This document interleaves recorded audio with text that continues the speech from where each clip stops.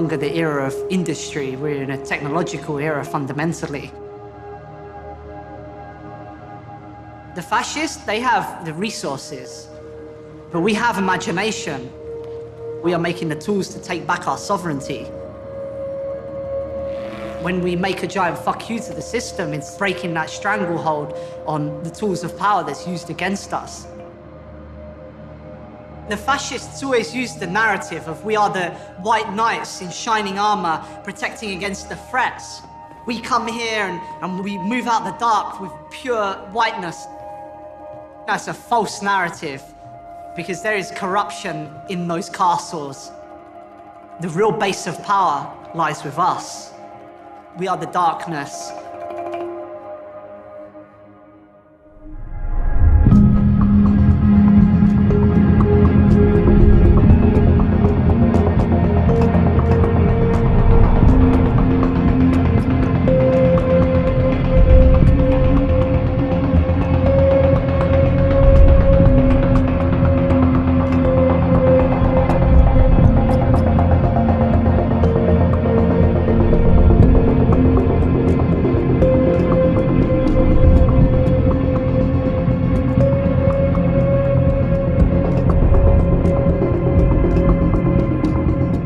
Trial which potentially could have very far-reaching implications has just started in New York City. The jury will decide a case that could impact the future of internet privacy.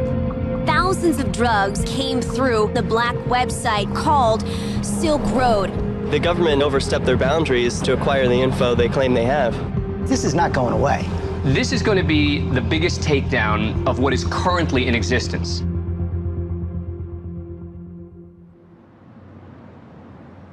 On January 13th, 2015, a criminal trial began for the accused leader of the Silk Road, a black market in an area of the internet known as the Deep Web. The Deep Web is vast, thousands of times larger than the visible internet, what's called the surface web. But the Deep Web is not a place. It simply accounts for all of the unindexed content online, banking data, administrative code for governments, corporations, and universities. It's like looking under the hood of the internet. Over time, the Deep Web became inhabited by people of all types who wanted to use this terrain for privacy. This hidden area of the Deep Web is called the Darknet, and it's accessible with a software service called Tor, originally developed by the US military and now open source and publicly funded. And while law enforcement and the media have painted a picture that Tor and the Darknet are nefarious tools for criminals, it's important to understand that they are largely used for good by government agencies, journalists, and dissidents around the world.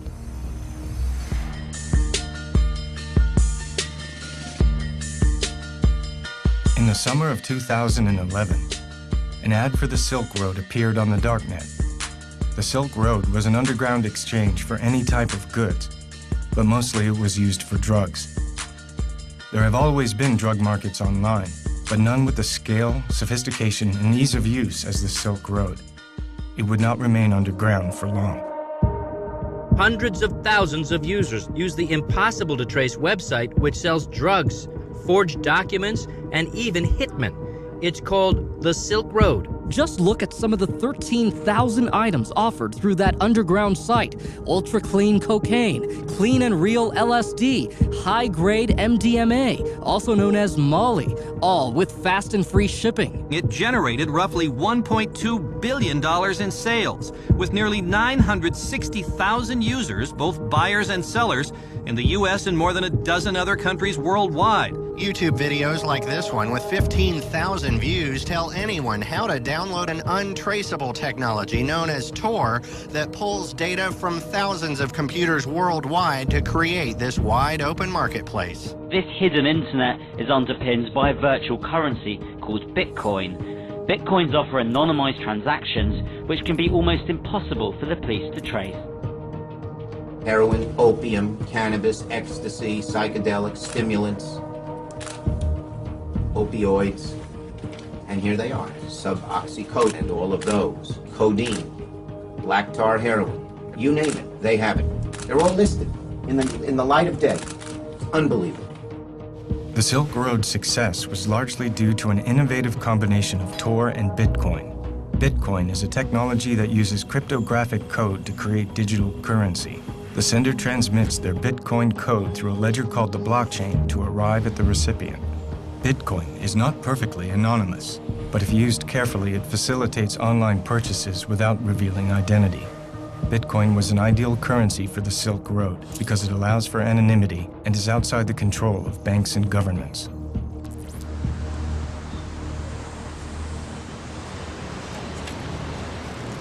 I really became aware of the Silk Road when Adrian Chen at Gawker did his profile.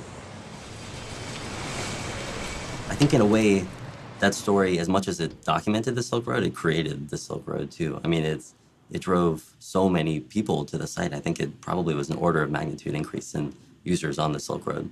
So from that point on, I felt like I had missed the story and I wanted the next big story on the Silk Road. But I was also just fascinated with the community that was, being created there. eBay doesn't have that kind of user community. This was like a really tight-knit movement of people. It was a fascinating thing just to lurk around in. It's a certifiable, one-stop shop for illegal drugs that represents the most brazen attempt to peddle drugs online that we have ever seen. It's more brazen than anything else by light years. I mean, they had a really big, target on their back, and they even had been taunting, to some extent, law enforcement and, the powers that be by doing this in the open. And that's actually part of what these marketplaces are about. It's not so much about selling drugs as much as it is to make a political statement of sorts, right? This shouldn't be prohibited. We're free to do what we want, and we have the technology to do it, so there. The news around the Silk Road came almost entirely from law enforcement and government officials with little insight from those who were behind the market itself. So the core architects and vendors of the Silk Road were sought out, using encryption keys to verify their identities and preserving their anonymity. This is the first time they have spoken publicly. The Silk Road forums were a better community than I've ever seen in real life. There were many threads that had great political and philosophical discussions. Sure, there were illegal things going on, but this was a real community of like-minded people. The Silk Road didn't appear to have a single leader. There were the regular posts from the system's administrator, but otherwise the service appeared to be primarily community-run. Then on February 5th, 2012, after a highly successful first year of business, the Silk Road administrator made an announcement. I need an identity separate from the site and the enterprise of which I am now only a part. I need a name. Drumroll, please. My new name is Dread Pirate Roberts. You're the Dread Pirate Roberts, admit it. With pride. The Dread Pirate Roberts was cribbed from the mythical character from the novel and film The Princess Bride, and the choice was no accident. In the original story by William Goldman, the Dread Pirate Roberts was a nom de guerre handed down from user to user and passed along eternally. The man I inherited from was not the real Dread Pirate Roberts either. The real Roberts has been retired 15 years, and I have been Roberts ever since. I shall retire and hand the name over to someone else. This Dread Pirate Roberts, or DPR, would come to spearhead the Silk Road forums and was generally assumed to be the creator and owner of the site. The Dread Pirate Roberts to me seemed to be kind of the most interesting figure in that whole world. On the Silk Road forums, he was constantly posting these manifestos and love letters to his users and libertarian philosophical treatises, and he even had like this Dread Pirate Roberts book club where he hosted discussions of Austrian economics and free market philosophy. At the same time, nobody knew who he was. He had never spoken to the press before. I approached him on the Silk Road forum mid-2012 and started kind of just like trying to persuade him to talk, chipping away at him and just bugging him constantly. The actual trigger, I think, that made him decide to talk was this competing dark website called Atlantis. They were really much more aggressive in their marketing than the Silk Road. They put out this YouTube video advertising Atlantis as the new, better dark web drug site.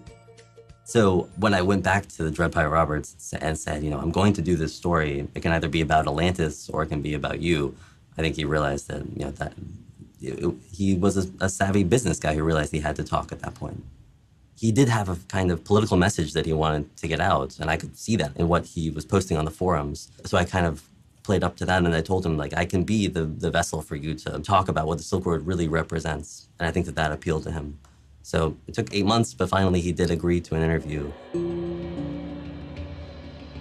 Of course, he didn't tell me anything about himself, where he lives, you know, his age, identity, anything that could be remotely identifying.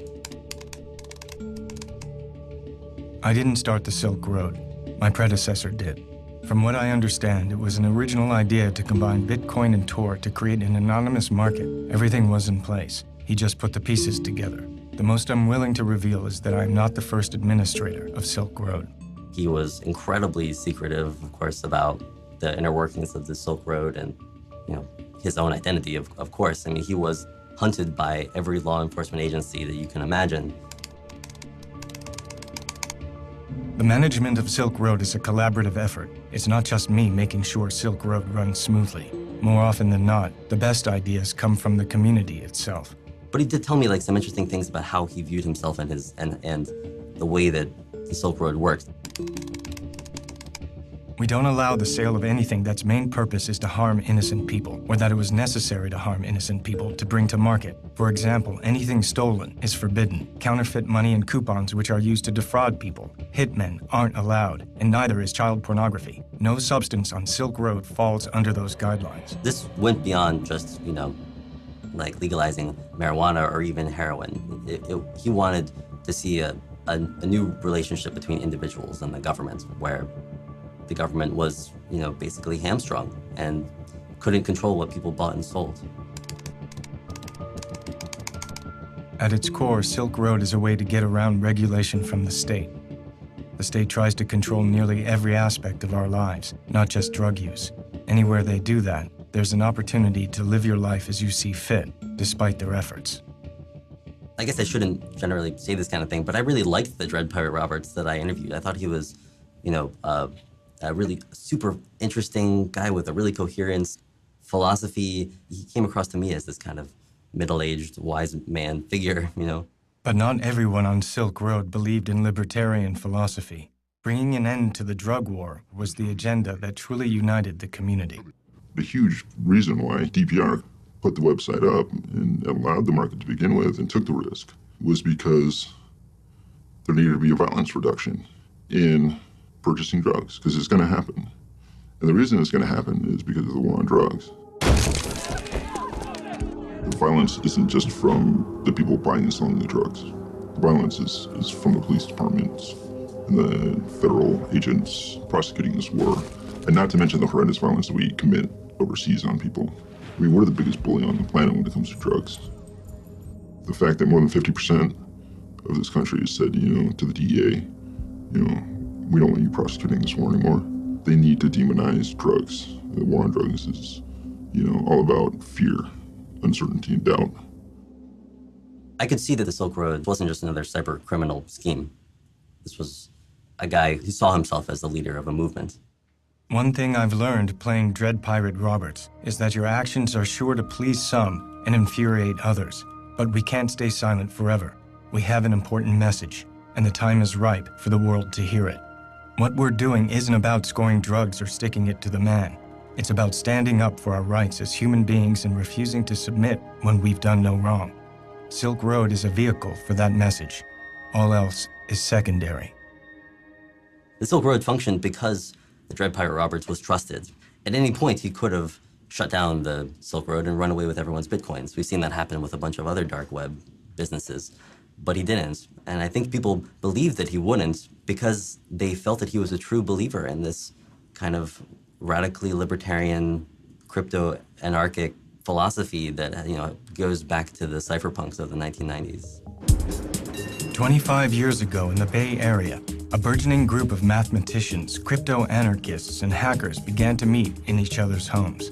This tight-knit group came to be casually known as the cypherpunks. These original members were not socially motivated, but more concerned with the hard math of cryptographic technology and the broader philosophy of anonymity, individual liberty, and privacy. The government has this clear policy of access to all plain text, meaning whatever you're saying, they want access to. If it's stored on your hard disk, they want access to it. If it goes over the wire, they want access to it. If you are proxying speech for someone else, they want to know who it is. The The cypherpunks were instrumental in the growing movement towards privacy and anonymity online, and they would pioneer the way into the hidden corners of the internet. Maybe the big turning point for the cypherpunks, I think, was WikiLeaks and Julian Assange and Jacob Applebaum's idea of what it means to be a cypherpunk.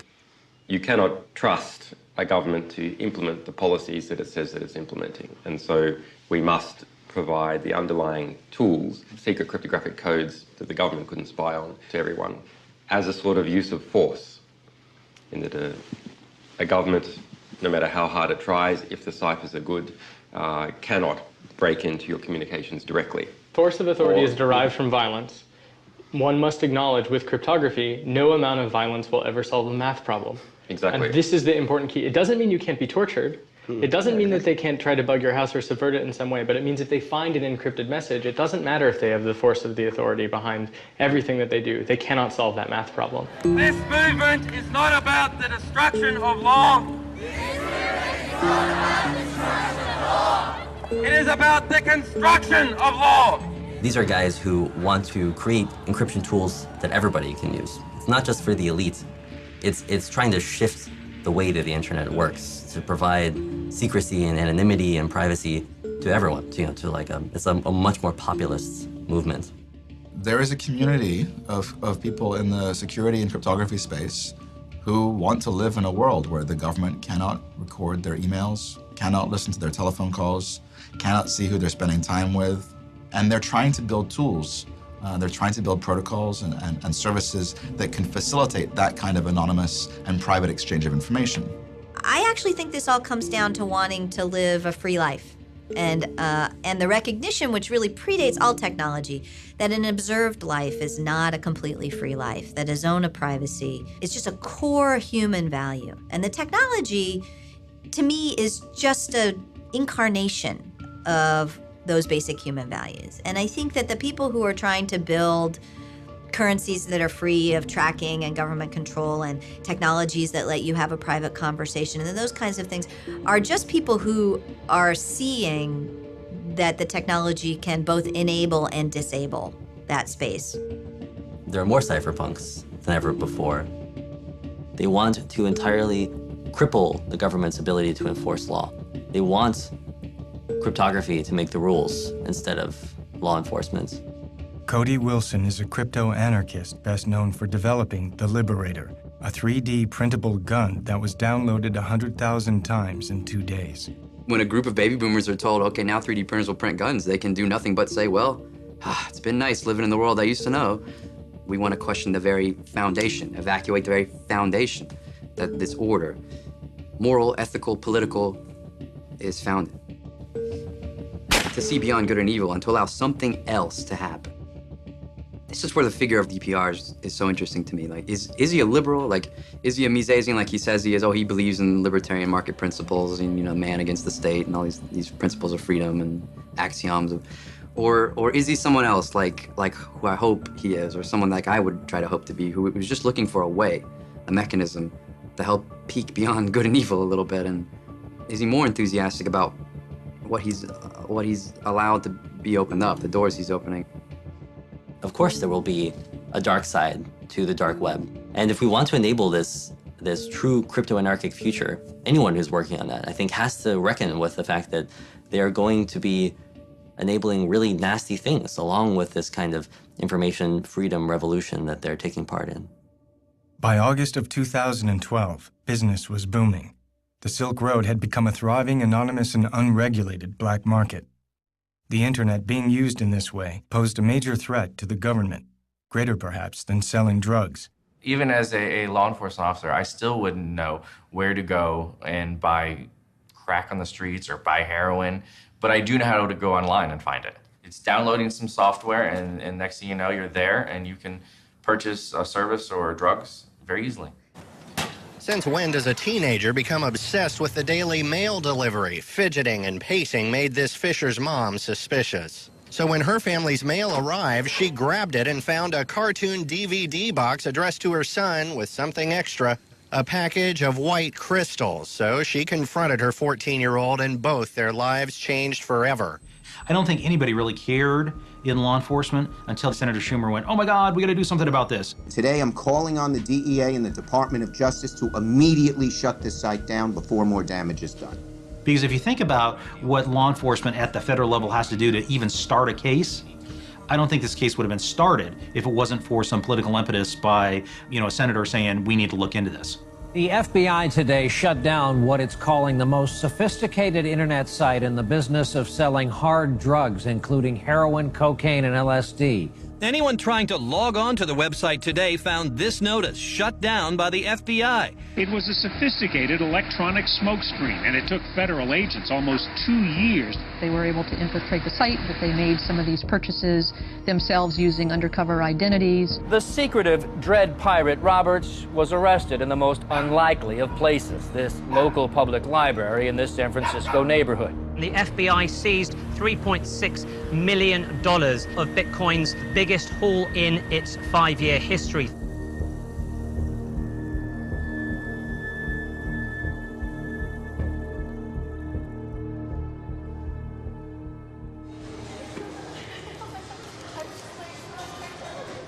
When the criminal complaint first appeared in October, it describes this 29-year-old kid named Ross Ulbricht. Not only do they say that he had run this billion-dollar-plus black market conspiracy, and they accuse him of drug trafficking and money laundering and somehow computer hacking charges as well, which is something that I had never associated with the Silk Road.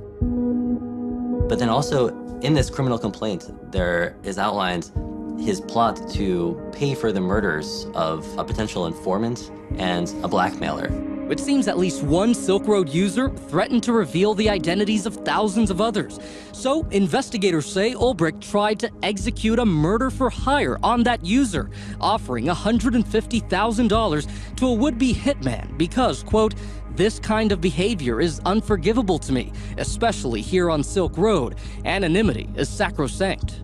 It threw me for a loop. It was really not the Dread Pirate Roberts that I had ever imagined. This connection between Ross Ulbricht, who plenty of evidence suggests that he was involved in the Silk Road. They, after all, seized his laptop while he was logged in to the Silk Road. He was caught red-handed. But these two personalities, these two personas, do seem to be almost schizophrenic. It's so difficult to imagine that they are the same person. And so the FBI's whole case is based on the idea of if they can show that Dread Pirate Roberts is Ross Ulbricht? Right, that's the most important part, right? Because he was trying to hide his identity on the site as well. So the first thing they're going to have to do is definitively link him as the person who runs the site.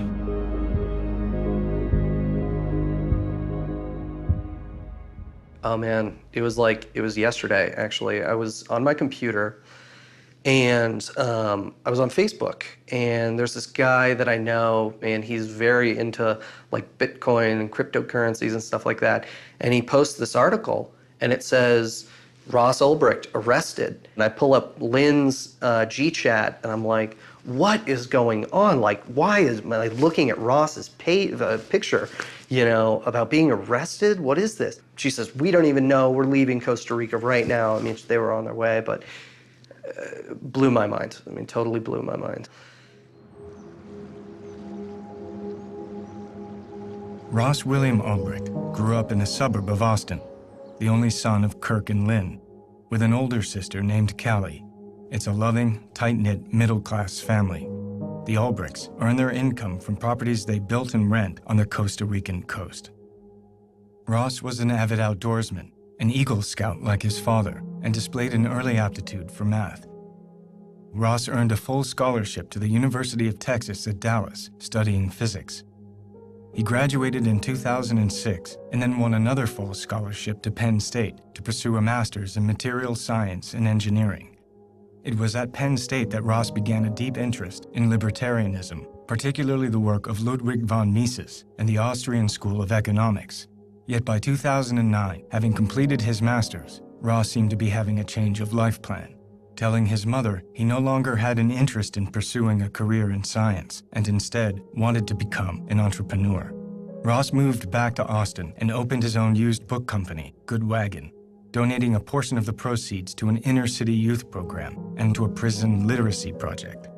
I remember him saying when we had coffee, the last time we saw each other, I remember him saying that he wished he had joined a fraternity in college. And I remember saying, well, that's surprising. You know, I didn't really understand that perspective. And I just remember him thinking, well, he focused a lot on his studies in school and maybe didn't create the social network that he was looking for in school. But as far as where we saw each other going or where we saw ourselves going, I think we both had a strong desire to be in control of our destiny. You know, again, like when he started the book company, totally natural, not even something that I would have questioned, where there are a lot of people that would never start their own business. But for Ross, sure, you know, why not? But the business floundered, and Ross eventually shut it down. And if a post on his LinkedIn page was any indication, Ross had experienced a kind of epiphany on the next way forward. Albrecht wrote, "Now my goals have shifted. I want to use economic theory as a means to abolish the use of coercion and aggression amongst mankind. To that end, I am creating an economic simulation to give people a first-hand experience of what it would be like to live in a world without the systemic use of force." From this moment in late 2010, Ross became something of a free spirit, eventually leaving his parents' home in Austin to live with his sister Callie in Sydney, Australia, and then returning briefly to Austin. Throughout this period, as far as his family knew, Ross's means of employment was working on freelance projects in computer finance. I am Renee Pinnell, age 29. Today is December 6th, 2012, and we are in the Jewish Contemporary Art Museum, and relationship to partner is best friend. So Ross, how did you come to live in San Francisco? You twisted my arm until I said, fine, I'll come. I get a phone call from Renee. "Ross, call me up, I got an opportunity for you." I'm like, okay. And he's like, "Yeah, I'm doing this startup here in San Francisco.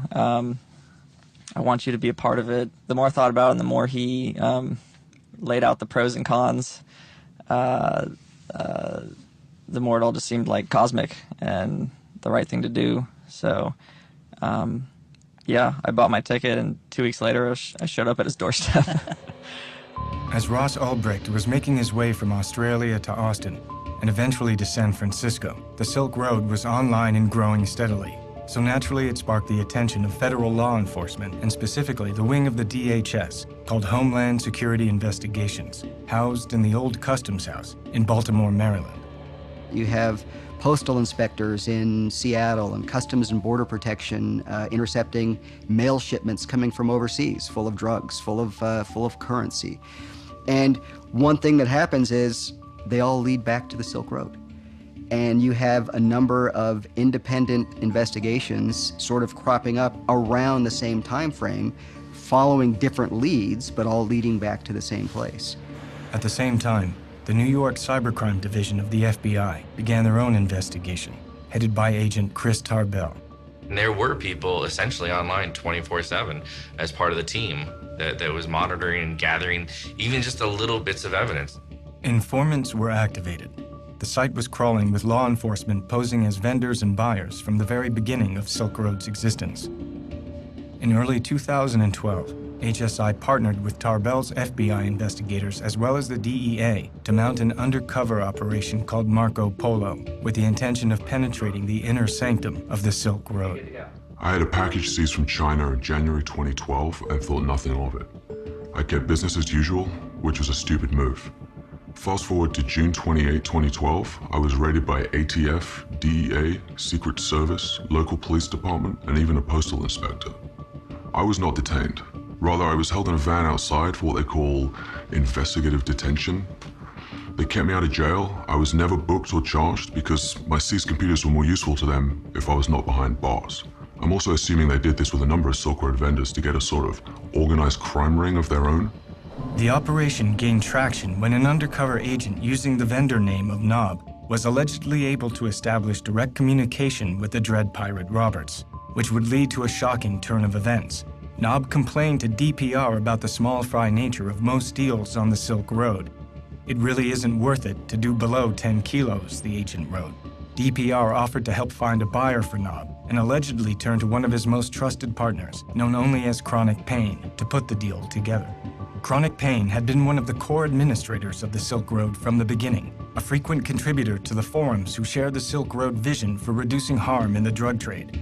But these halcyon days were about to end. In order to facilitate this drug deal, Chronic Pain gave the informant his home address. Federal agents immediately apprehended Chronic Pain at his Salt Lake City home and were surprised to discover that this 47-year-old family man named Curtis Clark Green was a darknet criminal. At some point, they're going to catch one of those people. And what do you do in a typical drug case? You roll that person over as a cooperating witness. And in this case, one of them, they got really lucky. And he was an administrator on the system. Green had access to other Silk Road's users' accounts and financial records, including Dread Pirate Roberts. I have to assume he will sing, DPR wrote to Knob, the undercover agent. I'd like him beat up. Then the next day he allegedly wrote, "Can you change the order to execute rather than torture?" A murder was staged, and a photograph of Green's bloody body was sent to DPR, who paid for the hit in Bitcoin. There would be 5 more alleged murders for hire, including ordered hits against a blackmailer, a scammer, and an apparent contract with the Hells Angels. The names of 2 of these victims were found to be fictitious, and authorities have no evidence of any murders being carried out. The alleged attempted murder of Curtis Green allowed the authorities to obtain an indictment against Dread Pirate Roberts, charging him with drug offenses, attempted witness murder, and murder for hire. Of course, they still had no idea who the Dread Pirate Roberts actually was. So the embedded agents continued to communicate with DPR, and DPR continued to respond. In June of 2013, Ross moved into an apartment that he found on Craigslist. Allegedly, he did not give his roommates his real name and was known as Joshua Terry. At the same time, IRS agent Gary Alford was investigating the Silk Road and through a simple Google search was able to locate an early email on the open internet discussing the launch of the Silk Road Marketplace and connect that email to an account owned by Ross Ulbricht. 1 month later, postal inspectors at the Canadian border seized a package of fake IDs with Ross's image that were en route to his home address. Ross was visited at his apartment by several DHS agents. The agents handed Ross a false California driver's license that bore his picture but a different name. Ulbricht denied ownership or knowledge of the fake IDs, and the agents simply left. If you suspect somebody may be involved in a large-scale criminal enterprise, going and knocking on a door with some evidence of fake IDs is important.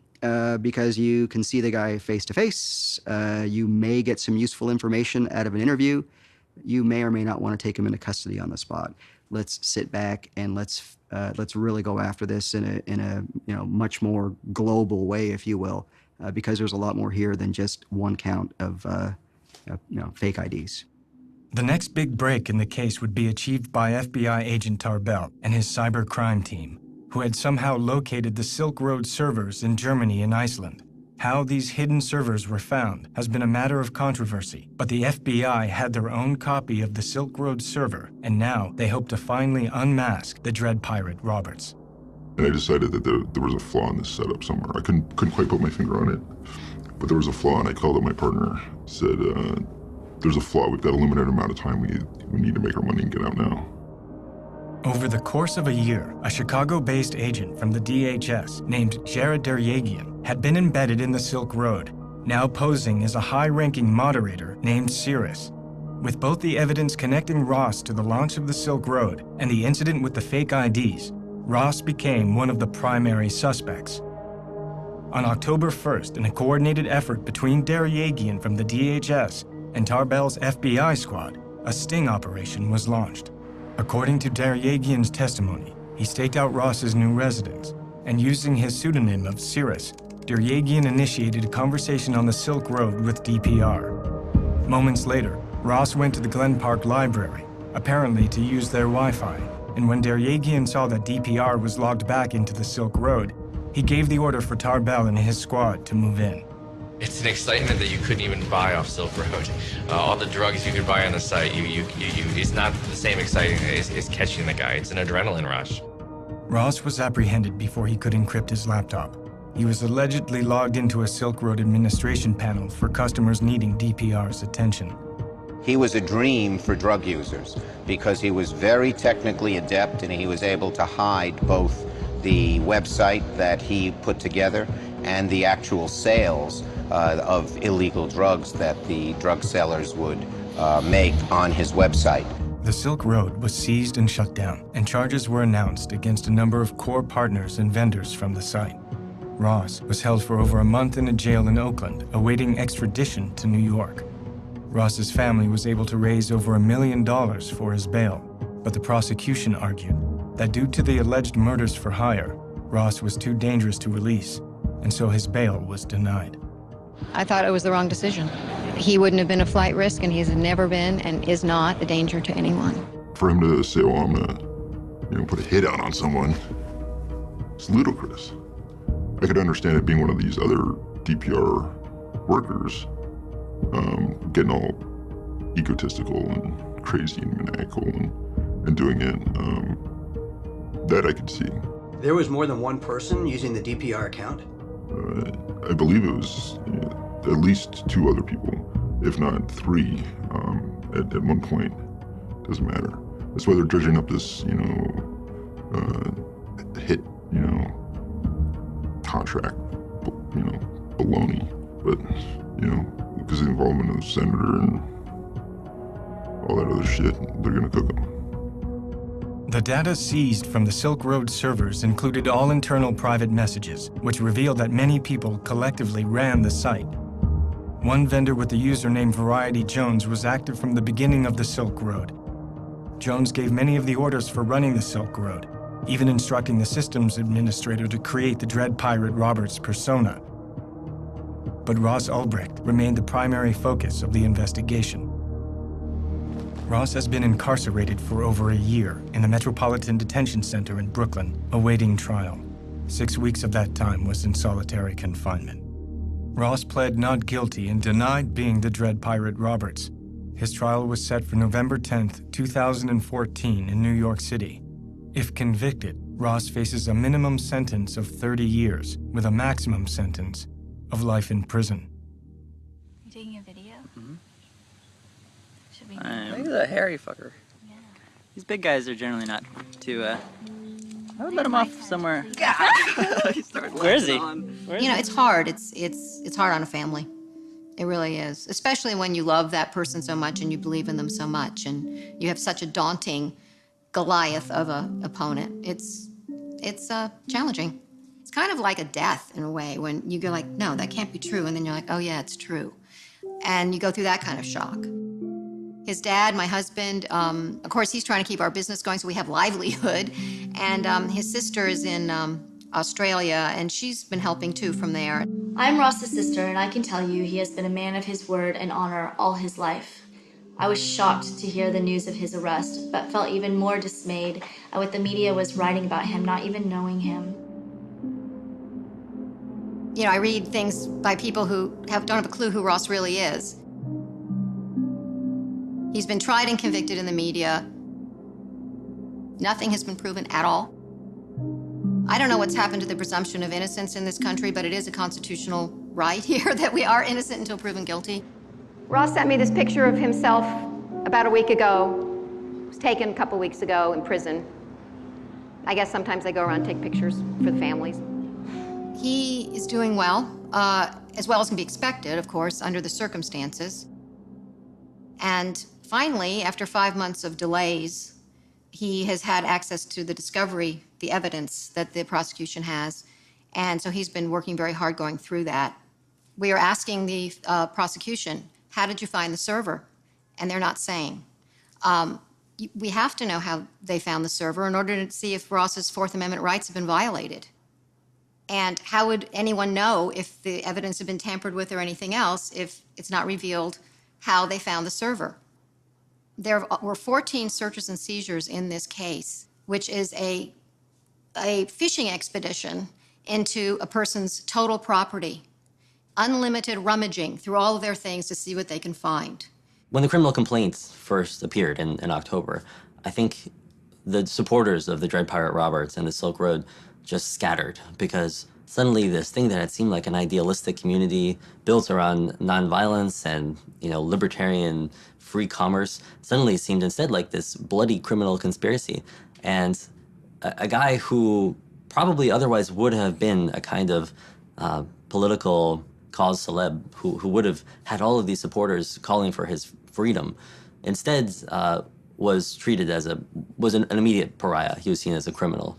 So there's a lot of circumstantial evidence, if you want to call it that. There's a lot of technical bits and pieces involved. It got really crazy in the middle of that. It's sort of, one thing is taking down this online drug market, another thing is pinning a number of murders for hires on top of it. It just seems really, really far-fetched. The 29-year-old seemingly clean-cut entrepreneur was living a secret life as a digital drug lord. They're claiming that he's living in a manner of a head of a cartel. The distinctions between Ross Ulbricht and the head of a cartel, you don't have to see too many movies to recognize what the differences are here. Then when the indictment finally came out, there were suddenly no charges around these murder-for-hire accusations, only the drug trafficking and money laundering and computer hacking. They had 6 charges. They used them against him to deprive him of bail. And yet 2.5 months later, the prosecutor didn't indict him. What they did instead was they called it an uncharged crime. Well, if something's a crime, don't you charge someone for it? And if it's not a crime, why is it there? Because it's prejudicial to a jury to have that sitting there, unproven, just smearing him. The portrayal they want is of someone who they can present to a jury as not having redeeming value. It's a way of poisoning the atmosphere so that the jury doesn't focus on the allegations, but focuses on this atmospheric that the government has created that in some sense is a diversion, appealing to the emotional aspect of it, so that if the proof is weak, the benefit of the doubt doesn't go to the defendant where it belongs under the presumption of innocence, but it goes to the government because, hey, there are these awful things lurking out there which aren't part of what we're supposed to find. The government doesn't have to prove them beyond a reasonable doubt, but they've injected them in the case in a way that is toxic to a impartial evaluation of what the evidence is on the charged crimes. So people come in with a preconceived notion, and that's halfway there to guilt. Previously, the murder for hire was in there as a charge, and then it was dropped. But it's not gone away. It's included as what they call an overt act in the conspiracy and to sell drugs. And so they actually made it one of the things to support the larger drug conspiracy, to either get at trial or get him to plead. It seemed like this bait and switch that the government had accused him in this almost informal way of murder, so that when he was charged with these nonviolent crimes in the end, he would still be seen as a violent criminal. I think that has really been effective in coloring the portrait of Ross Ulbricht. Ever since Ross's arrest, he and his best friend Renee Pinnell have remained in regular contact. Renee declined to give substantive interviews to the press for fear they would be used against Ross in court, but agreed to answer questions via email.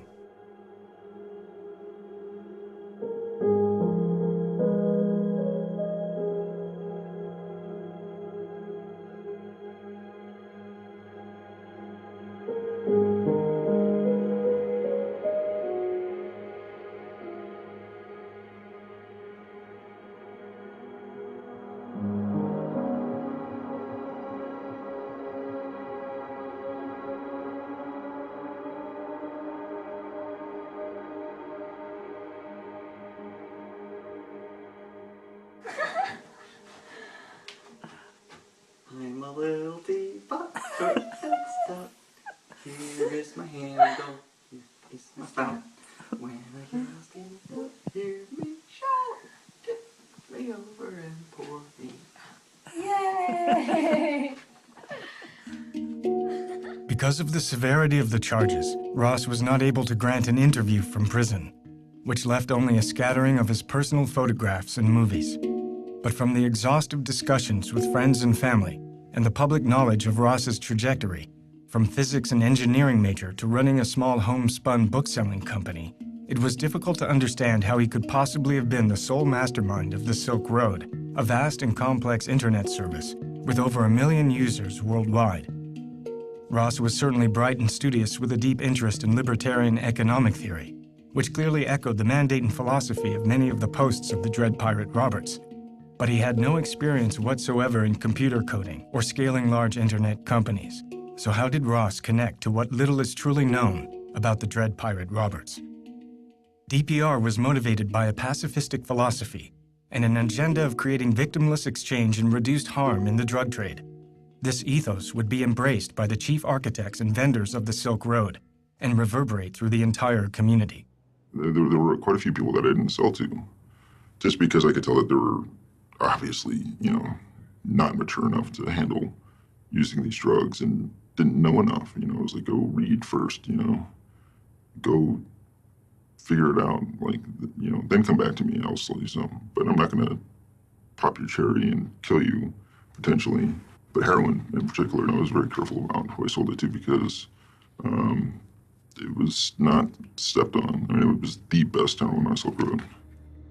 The Silk Road appeared to be a successful experiment in creating a pacifistic community, overseen by a figurehead with a deep-rooted ideology. But these core ideals of the Dread Pirate Roberts were completely at odds with the murder-for-hire allegations. Did DPR become corrupted and turn his back on the mandate of nonviolence and harm reduction? Were there other people using the DPR account who were responsible for these actions? Or was there some other truth behind these alleged murder hits that produced no victims?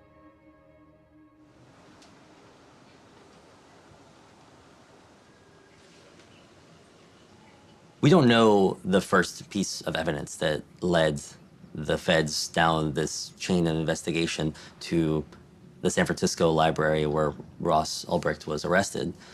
All we know is that at some point they located the Silk Road servers in a data center in Iceland and imaged them. They copied all the data off of them and seized them. But we don't know how they found those servers.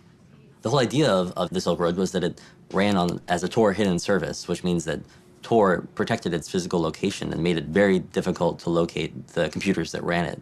So the mystery of how the FBI or the DEA or possibly the NSA located those servers is still unsolved. And in fact, hasn't been mentioned in any of the legal documents surrounding Ross Ulbricht's trial. I think his defense has seized on this as something that the government doesn't want to talk about. And if that's the case, then it does raise these Fourth Amendment issues of can the government use essentially hacking techniques to dig up evidence on a criminal suspect? And if so, what kinds of warrant do they need? If, in fact, there was some kind of violation of the Fourth Amendment in that initial part of the investigation that really was the first clue that led them down this entire chain to the arrest of Ross Ulbricht, it could be a giant problem for the prosecution that then taints every other piece of evidence that they found subsequently. The government has prosecuted other people for doing essentially what the government did here, which is trying to get underneath the public face of a website. And they have alleged that getting at information that's not supposed to be publicly accessible by sophisticated computer inquiries or activities, that is a violation of federal law. So here, and that's why they always say, we didn't do anything wrong, we didn't do anything in violation, but they really know what's at stake here because they've actually prosecuted people for the same thing. And the government's affidavit, the affidavit from Agent Tarbell about how they got to the Silk Road servers has been met with incredulousness by the internet community. The Tarbell Declaration, to put it politely, seems vaguely disconnected from the truth. Depending on which security expert you ask, you will get it's vaguely disconnected to the truth to something filled with it is a massive pile of bovine excrement. What Tarbell's story is he was typing away his computer, visiting the Silk Road website, and the CAPTCHA was transmitted in the clear, and he somehow saw the IP packets go directly to the server. And so he then connects to that server and gets the CAPTCHA. Game over, they found the back-end server. Unfortunately, this was playing fast and loose with the truth, because the logs provided to the defense show that what Tarbell found was not the CAPTCHA image, but instead a PHP MyAdmin page. The server was running some stuff over the clear, but not the CAPTCHA. So Tarbell's story doesn't mesh with the FBI's own evidence. They hacked his servers, and with that access could essentially do whatever they wanted. Given just the institutional pressure to take this thing down, it's naive to think that they didn't. Of course it's on the table that this is how they discovered him. I mean, he was dealing with Tor. He was dealing with all these technologies which we know are the subject of NSA investigation, as revealed by Edward Snowden. It's at least reasonable to assume that there's been this kind of parallel construction or interference, or like not playing by the rules that the state deals out for you to play with. But then again, we all know that it deals the cards. It runs the game anyway. It's naive to think that this wasn't an available option. The issue is whether the agent could have done what he said he did. The theory that's been brought forward in the testimony by the individual agents that did it, they were able to manipulate part of the server to cough up an address that shouldn't have been given up. And that address came back to Iceland, and that server there was hosting the Silk Road hidden service. I think we're not going to know till we go to trial, and we may never know for sure. There's always this balance of trying to be forward-leaning in your investigative techniques and making sure that you don't trample on rights at the same time. You want to stay well within the bounds of your legal authority, because if you step over the line, the evidence is going to be tossed. It's not going to be admissible in court, and you may wind up jeopardizing the outcome of an entire investigation. And so I think what agencies will try and do is they'll want to step right up to the line, maybe get a little bit of chalk on their toes, but don't step over it. Ross's lawyer made a motion to dismiss the case based on the disputed seizure of the Silk Road servers, arguing that admitting this material not only violates his client's Fourth Amendment rights, but would set a dangerous precedent for the rights to privacy of all citizens. The judge, Catherine Forrest, sided with the prosecution, stating that the Tarbell Declaration was acceptable, and the motion was denied.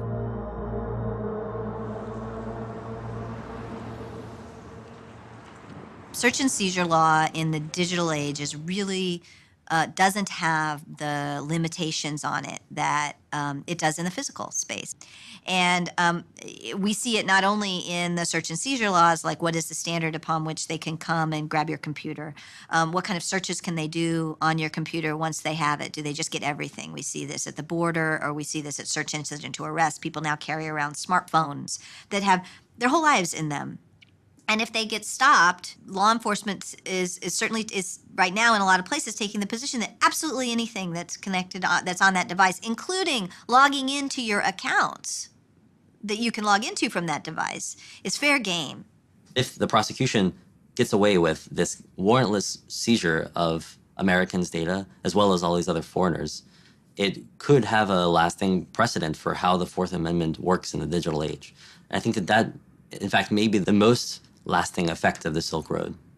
Generally, what happens in the criminal law field is that there's some case of major proportion that is used as a means of changing rules or expanding exceptions to constitutional protections. And once it's there, once the precedent is set, it then trickles down very quickly and very easily into all sorts of ordinary cases where, the ends justify the means. Then all of a sudden, it's now spread. The average citizen may say, well, why is this important to me? Why do I care? I'm not buying drugs on the network. Nobody I know is buying drugs on the network. But it's not just about that. We're a democracy. And informed citizens understand they have a right to privacy, and that the Fourth Amendment protects against unreasonable searches and seizures. Information has to be encrypted, and that goes from a large corporation down to an individual. And so for those who are arguing that information should not be encrypted, certainly that makes it easier for law enforcement to combat, but it also makes it easier for the cyber criminals to attack. It makes total sense that criminals are among the early wave, along with the sort of paranoid people, of these new tools and services, but that doesn't mean that they're the only people using these services. There are a hell of a lot of journalists that I know and regularly communicate with now over Tor. But, for the people who oppose this technology, who see it as a threat, the fact that criminals use it is a great way to demonize it. I definitely do believe that there are people in the US that don't think that the government is doing anything wrong. It's not necessarily something that you're concerned with or that you care too much about or that you're really passionate about until you're standing right in the middle of it. And it's something far more dangerous than any website could ever be, is what our government has become and how they operate. This goes back to that question of the government kind of trying to treat the internet differently without following the same kind of judicial processes. Well, the Supreme Court has proven that they do not agree. You know, recently with Right. Riley versus California with an illegal search of a cell phone. Precedent can be set that will limit their ability to infringe on our rights. Someone asked how her political views have shifted. Because suddenly she's standing right in the middle of Tor, Bitcoin, the war on drugs, online anonymity, encryption. And she's had to learn a lot of different things, and also just not only just the whole legal system, but everything around the technology and the case. After over a year in prison, Ross delayed the trial 2 months, stating that important discovery evidence he needed to examine had only just been delivered to him by the prosecution. The FBI shut down what it calls the most sophisticated and extensive criminal marketplace on the internet, but it may be finding new life. The arrest of Ross Ulbricht and closure of the Silk Road did nothing to hamper drug sales on the darknet. Many new markets immediately appeared, including a relaunch of the Silk Road itself, also run by someone calling themselves the Dread Pirate Roberts. And like its predecessor, the second Silk Road also claimed a mandate of reducing violence and harm in drug transactions. The Dread Pirate tweets, "Silk Road, while under my watch, will never harm a soul. If we did, then we are no better than the thugs on the street." The new Dread Pirate Roberts told me that he knows he can't be around forever, and when he's gone, he's confident someone else will step up and fill the void. You could take down the man, but you can't take down the idea. By this time, statistics appeared claiming the first Silk Road had succeeded in its mission of reducing violence in the drug trade.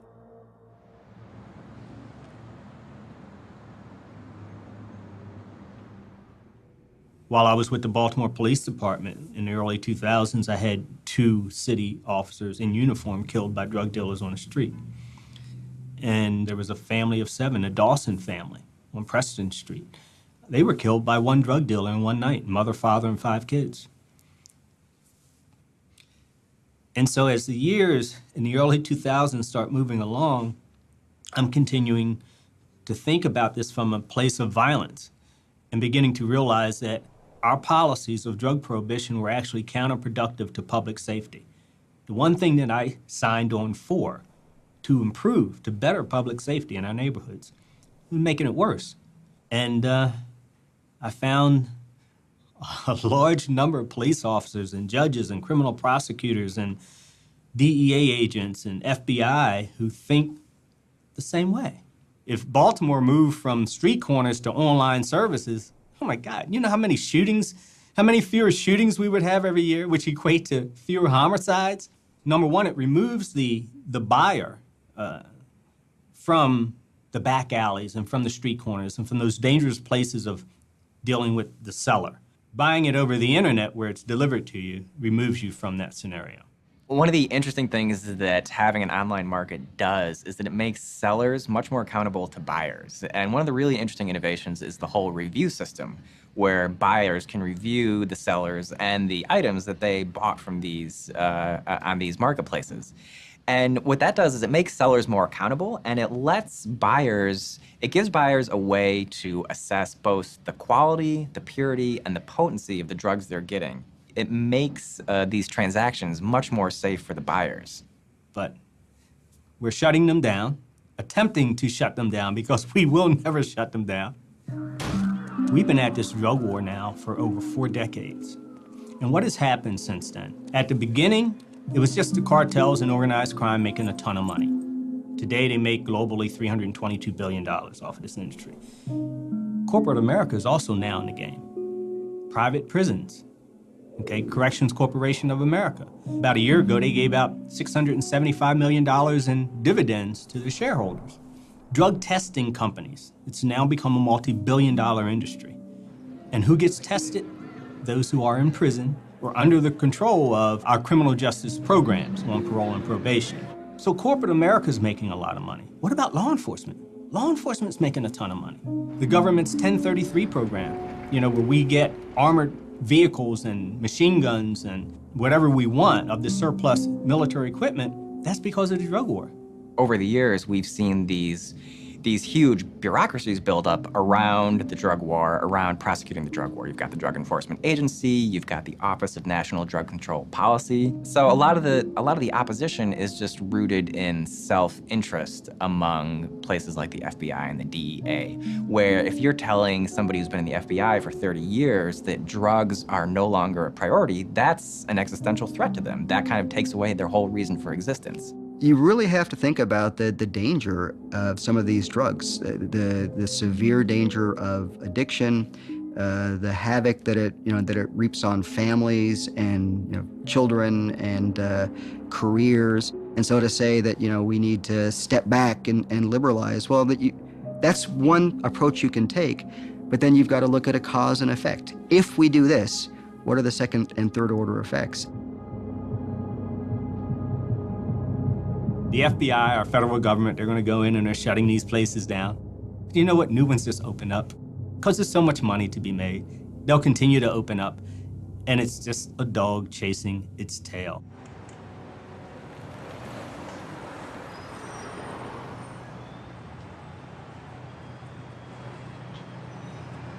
We're a team, and we've been working on this thing together right from the start. The way it's affected me is in some ways very much the same as affects Lynn, but I don't have to go out there and talk to reporters.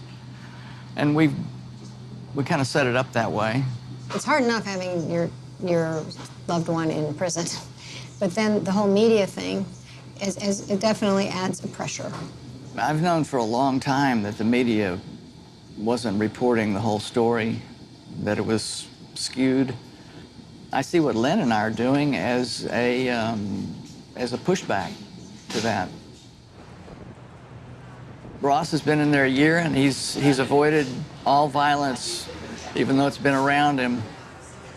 That has matured him for sure. The fact that he's come out of this unscathed so far speaks volumes. He seems serious. There's a lot at stake. He's feeling good that we got the extension. He had this mountain of stuff to go through, and I felt like he was running out the clock. And now they have that extra 2 months has been essential, is the word he used. And so I think he feels that he's much more prepared and ready. Yeah, he says he's ready for trial. He's ready to go in there and win.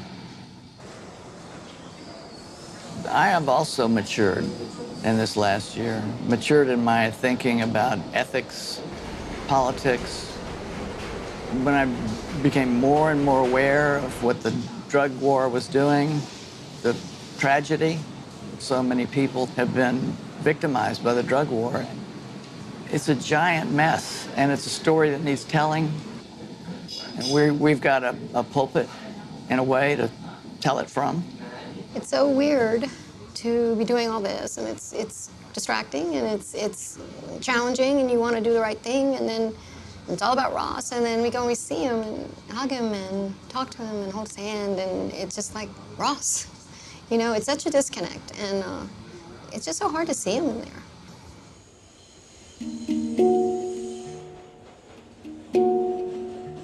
Being in the prison visiting, it's a very emotional experience because there are all these families there, and they get to see their loved one 1 hour a week. And so they're soaking each other up, and you're in a room of 150 people sitting side by side, tight packed, and there's just all this emotion saturating the atmosphere.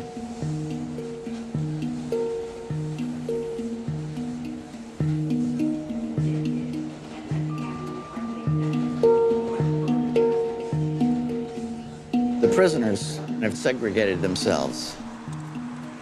But as loved ones coming to visit, there's no sense of segregation, race at all. We're just 150 people whose hearts are breaking.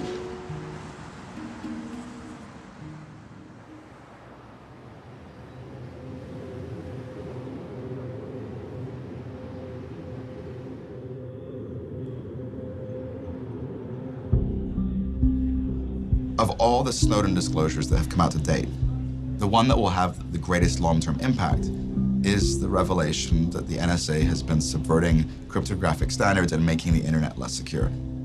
That disclosure, those articles, have radicalized a new generation of cryptographers, a new generation of computer scientists who are now intent upon building tools and services that can withstand pervasive government surveillance. These are wireless from Barclays Bank. They like Bitcoin, so they're supporting our work. They're providing us with free Wi-Fi from the bank. In the fall of 2014, as Ross was preparing for his trial, a group of hackers, programmers, and activists met in a squat in the center of London. This gathering represented the next wave of the darknet, developing new and evolved cryptographic tools that would not be so easily shut down. Open source is incredibly powerful. Open source is responsible for WikiLeaks, Wikipedia, Linux, which runs all of our infrastructure, for Firefox, for BitTorrent, for Bitcoin, for all of these, for encryption, for all of these real uses of tech, not the yuppie Angry Birds or silly apps that these people make, you know? Open source is also an example of how we can organize economically, an example for the future, to build the products we need without needing proprietary industry, without needing the points of control, without needing masters and slaves and babysitters. It's not enough to build privacy-preserving tools. It's not enough to write revolutionary research papers and design amazing cryptographic primitives. You have to get them into the hands of the users. And I think in the future, what you'll find is that tools like Tor, tools like OTR, like PGP, like Bitcoin, will be built into the services and applications that you use, and you won't know they're there. We want to empower the individual, protect the small guy. We have a mistrust of central authority. We believe in freedom of information. First of all, we had the centralized drug marketplace, Silk Road. The governments went and shut that down, and then upsprouted dozens of different centralized drug markets. And in a game of whack-a-mole, they shut down one and now there's dozens. And now we're entering the realm of decentralized drug markets with no central operator, no central point of control. What are they going to do? They're going to continue to do these kinds of things. And even if it's a distributed network, peer-to-peer is worked continuously by the state and local law enforcement agencies, and they arrest people every week. On November 6, 2014, law enforcement agencies around the world launched a coordinated effort called Operation Onimus, seizing hundreds of darknet sites, including the relaunch of the Silk Road. Bruce Schneier, the cryptographer, once said to me, you know, in this cat and mouse game, the mice will win in the end, but the cats will be well fed. I think that that's the way to see it, that this game is going to continue forever. They're always reacting to us, and which is fine. But once they've reacted and they've shored up and they've figured out, you know, these are the new defenses, you're not getting past this one, we just got to sit there and pick at it and get around it again. We're always going to win. We're always going to win. There's a reason the Silk Road was so powerful, and I know the cryptos now are writing the kind of automatic Silk Road. Amir helped do this. This is now the peer-to-peer model where there's no one individual administrator, and seeing that as the weak point. Technically speaking, this is all correct, but there's something kind of, I don't want to make him a hero, like a, don't want to say that he's a hero, but you know, DPR recognized what was at stake, and he was willing to do the things that most of the libertarians weren't willing to do because he was serious about, I think, what the Silk Road meant. 3 weeks before the trial, the issue of the murders for hire suddenly resurfaced. The prosecution announced that due to these allegations, they would not allow Ross's defense to know the identities of their witnesses. The defense responded that using these uncharged crimes in this manner was prejudicial. A hearing was called to resolve the matter.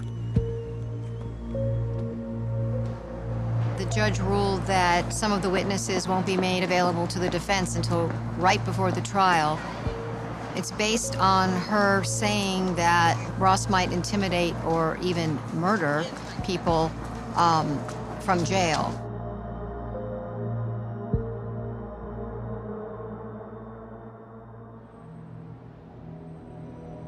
When all this first happened, I said, well, it would still have been necessary to say that, well, this man's a murderer and he was only out for his own gain, and he had casual, like, what do you call it, a callous disregard for human life.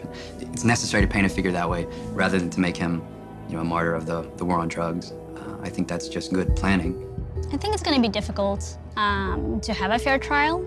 If you are innocent until proven guilty, then with all the evidence and all the stories that have been written, I think it's going to be really difficult to find people who are not influenced by any of this at all going into it.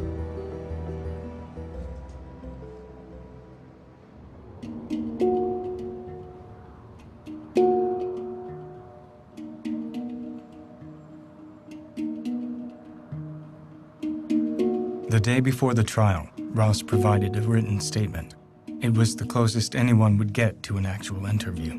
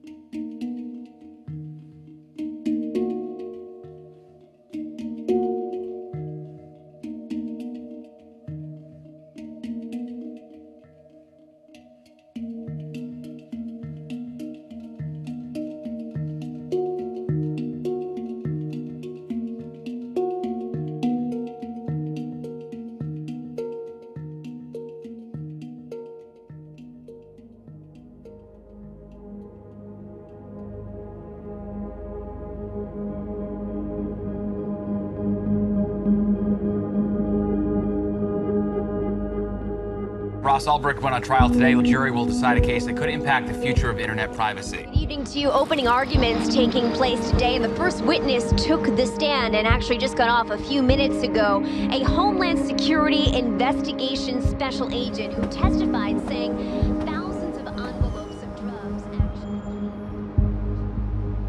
I think everyone was surprised that Ross Ulbricht and his lawyers took this to trial in the first place instead of just taking a plea deal like pretty much everyone expected. And today we saw why, which is that they've actually got a pretty compelling alternate narrative of how this whole case is played out. The story that Draytell is telling, that Ross did create the Silk Road, which is an amazing admission to begin with, and that the real operator of the Silk Road, the Dread Pirate Roberts, framed him. It's a kind of theory that I'd never heard posed before, that instead of Ross being the Dread Pirate Roberts, he was framed by him. But in many ways, it's something I should have expected because it's what the Dread Pirate Roberts told me when I interviewed him in July of 2013, that he didn't create the Silk Road, that he had inherited it from its creator, kind of like a business acquisition. The FBI has told me that that was Ross Ulbricht lying to me.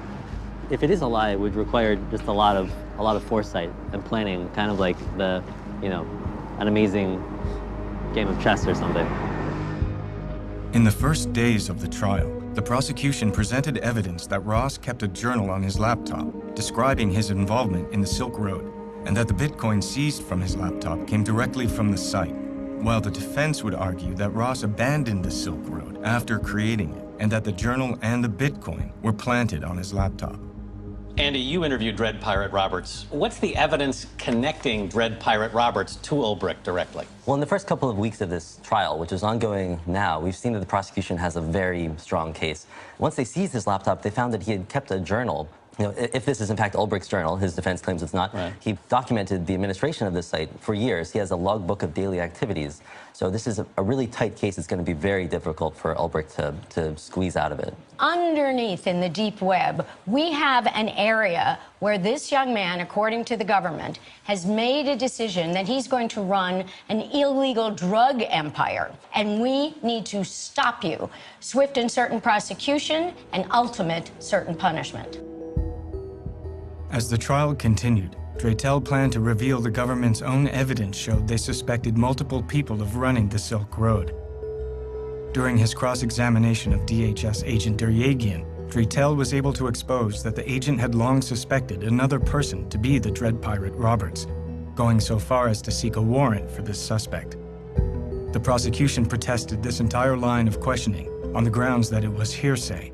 The judge sided with the prosecution, and Draytell was no longer allowed to question government witnesses about alternate suspects that came from the government's own evidence. When the time came for Draytell to begin his defense, he intended to use expert witnesses to explain that the complex technology behind encryption and cryptocurrency made it difficult to prove that the journal and the Bitcoin belonged to Ross. The prosecution objected to these witnesses, claiming they should have been made known earlier in the trial, and they were not necessary for the jury's understanding of the case. Once again, the judge sided with the prosecution, stating that this case did not require specialized knowledge. Without expert witnesses, and unable to pursue the government's own evidence of an alternate DPR, Draytell's entire defense was effectively blocked. The trial ended abruptly the next day.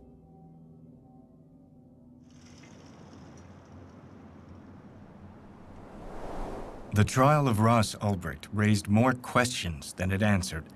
Did we really know the full truth of the Silk Road case? Would this case set a precedent for the warrantless search of Americans' digital property? Whatever the ultimate outcome, it was clear that the fall of the Silk Road was not the end of a chapter, but the beginning. And the movement to create tools and services for online privacy is stronger than ever. The trial of Silk Road mastermind Ross Ulbricht concluded when the jury found him guilty on 7 different counts. It included 3 drug charges, as well as computer hacking, money laundering, and even a kingpin charge of continuing a criminal enterprise. Now, Ulbricht faces a minimum of 30 years behind bars, but his defense plans to appeal this decision. Anyone here, all of us, are going to be judged by things for which there is no attribution in real life. There's only attribution on the internet where things can be created, modified, edited, moved, hacked. Was it a fair trial? No, I don't think so.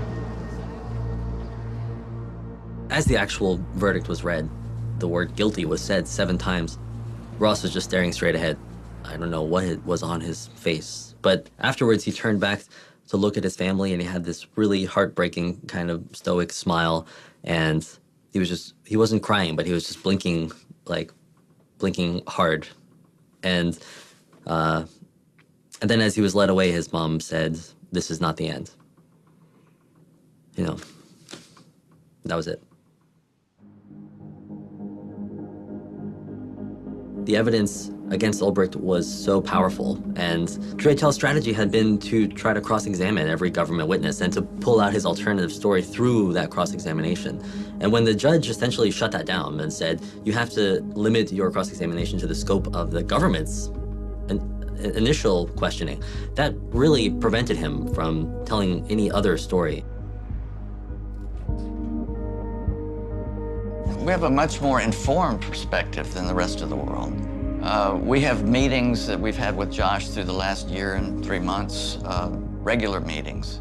We know about how he felt like he might win the case in cross-examination. We know that the government, that his witnesses were blocked from testifying. We were in the courtroom and we saw what happened and the travesty, the appalling obstruction of justice that happened.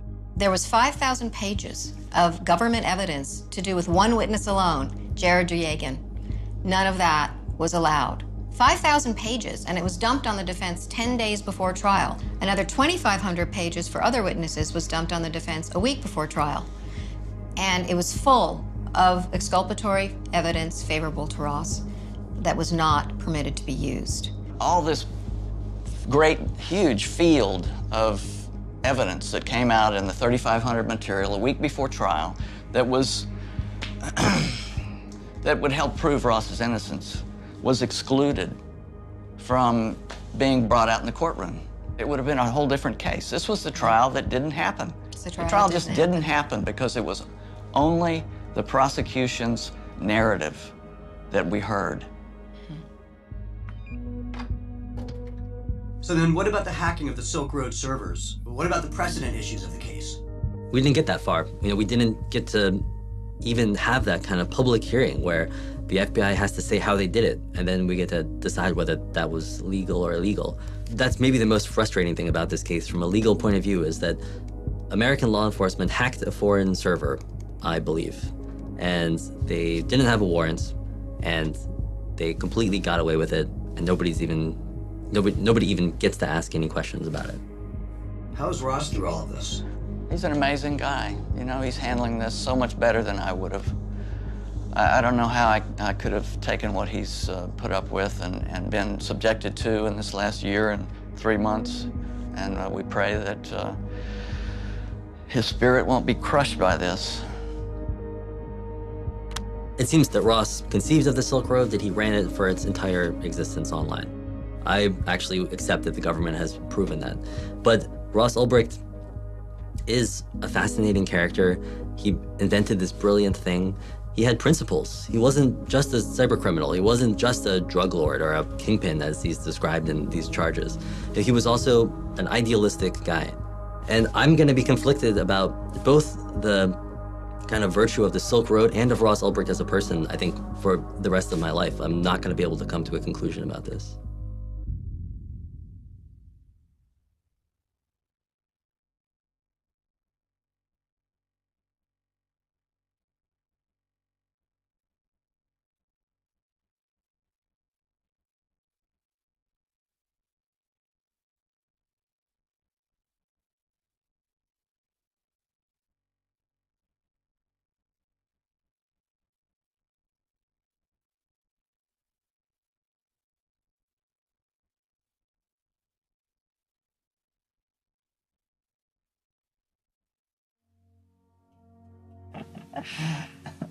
I don't know. You got any more questions, or should we wrap it up?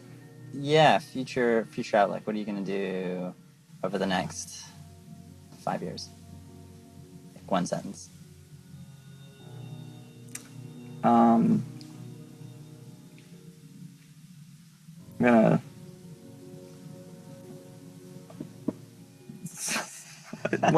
do a few things. So one sentence isn't enough, damn it. But pretty sure I want to start a family in the next 5 years. Nice. Okay. Just make more friends and close people I love. Yeah, I want to focus on being more connected to people. Very good. And 20 years. 20 years. I want to have had a substantial positive impact on the future of humanity by that time. Do you think you're gonna live forever? I think it's a possibility. I honestly do. I think I might live forever in some form by that time. I mean, technology is changing so fast. Yeah. Cool. I hope I'm there. Sweet. Someday we could be a shining beacon of hope for the oppressed people of the world, just as so many oppressed and violated souls have found refuge here already. Will it happen overnight? No. Will it happen in a lifetime? I don't know. Is it worth fighting for until my last breath? Of course. Once you've seen what's possible, how can you do otherwise?